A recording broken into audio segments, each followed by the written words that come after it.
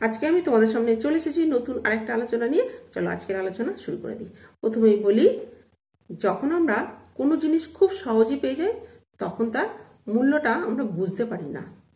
কারণ সেটা যদি কেউ যদি সেটা যদি ধরো কোনো অলংকারই দিল বা কোনো দামি জিনিসই দিল বা কোনো দামি শাড়িই দিল, কিন্তু আমরা মনের মধ্যে একটা সন্দেহ প্রকাশ করে জিনিসটা তো ভালো না খারাপ, একটা সন্দেহ থেকেই যায়।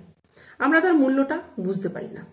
নিজের সম্বন্ধে কোনো কথা কারোর সাথে আলোচনা করবে না, নিজের কোনো সিক্রেট কথা, নিজের কোনো দুর্বল পয়েন্টের কথা কখনো কাউকে জানাবে না। যদি তুমি এই কথাগুলো অন্য কাউকে জানিয়ে দিয়েছো তাহলে তোমার শত্রুপক্ষ তোমারই কথার দ্বারা তোমাকেই আঘাত করবে, তখন তোমার হাত কামড়ানো ছাড়া উপায় থাকবে না। ঘুমানোর সময় অনেক মানুষেরই একটা অভ্যাস থাকে হাত পা ছড়ে, কারো মাথা একদিকে থাকে, কারো হাত একদিকে থাকে, কারো পা একদিকে থাকে। এইসব মানুষরা অনেকটা পজিটিভ মাইন্ডের হয়, এরা একটু কম কথা বলতে ভালোবাসে।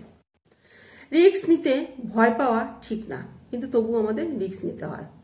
কারণ দেখবে একটা মোটা লম্বা চওড়া বেশ হ্যান্ডসাম দেখতে, মানে খুব ভালো মানে হোমরা চোমরা ব্যক্তি বেশ রাস্তা দিয়ে হেঁটে যাচ্ছে, একটা কুকুর তাকে দিয়ে ঘেউ ঘেউ করলো, সে মানুষটা একটা ভয় পায়, তবুও সে রিস্ক নিয়ে হেঁটে যায়।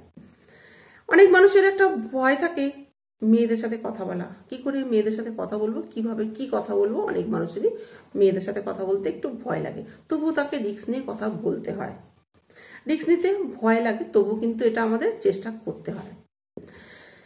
মাছ মাংস যারা খেতে ভালোবাসে, অনেক মানুষ আছে মাছ মাংস খেতে ভালোবাসে, তাদের মধ্যে একটা ইরিটেশন সৃষ্টি হয়। কারণ এই মাছ মাংস অতিরিক্ত খাওয়ার ফলে তাদের মধ্যে একটা ডিপ্রেশনের ব্যাপারটা চলে আসে। আর যারা একটু সবজি বেশি খায় তাদের মধ্যে ডিপ্রেশন ব্যাপারটা একটু কম থাকে, তারা একটু তাড়াতাড়ি রাগে কম। আর যারা মাছ মাংস বেশি খায় তারা চটজলদি রেগে যায়। এই জিনিসটা একটু তাদের মধ্যে দেখা যায়, এটা একটু ফলো করলেও তোমরা বুঝতে পারবে। টসে জিততে গেলে হেড পড়বে না টেল পড়বে, সেটা আমরা কি করে বুঝবো? যদি আমরা টস করার সময় যদি ওপরের অংশটা হেড থাকে তাহলে টসে আমাদের হেড পড়বে, বেশিরভাগ সময় হেড পড়বে। আর যদি দেখো উপরের অংশটা টেল থাকলো তাহলে আমাদের কি করতে হবে, যখন টস করবে তখন আমাদের বেশিরভাগ সময় মনে হবে বেশিরভাগ সময় টেলটাই পড়ে। তো এটা বেশিরভাগ সময় হতে হয়, তো এটা একটা নিয়ম। আচ্ছা, আমরা সবসময় নিজেকে তুলনা করতে ভালোবাসি, একে অন্যের সাথে তুলনা করতে ভালোবাসি। যদি তুমি দেখবে একটা মোটা লোকের পাশে দাঁড়িয়ে থাকো তখন নিজেকে মনে হবে আমি কত হ্যান্ডসাম, আমি কত সুন্দর। আচ্ছা, যদি তুমি একটা বড় লোকের পাশে দাঁড়িয়ে থাকো তখন তোমার মনে হবে আমি কত গরিব, আমার কিছু নেই, আমি খুব কষ্টে আছি, এই জিনিসটা মনে হবে। আর যদি তুমি একটা গরিবের পাশে দাঁড়িয়ে থাকো তখন তুমি মনে হবে আমি একজন বড়লোক মানুষ।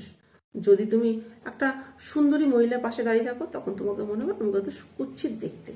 তো এই জিনিসগুলো আমরা তুলনা আমাদের মাথার মধ্যে চলে আসে, তুলনাটা আমাদের হয়েই থাকে। যদি ধরো কারোর মাথায় এক মাথা চুল থাকে তাহলে আমাদের মনে হবে কত সুন্দর তার মাথায় চুল আছে, আমার মাথায় একটু চুল কম আছে। তো এইগুলো আমাদের তুলনা হয়ে থাকে। তো এইগুলো মনে করে তুলনা করে মন খারাপ করে কোনো লাভ নেই, নিজেকে নিজের মতন করে যেভাবে সেটাই সুন্দর। তারপরে আমাদের মধ্যে দেখবে এখন অ্যাটেনশন পাওয়ারটা একটু কমে গেছে।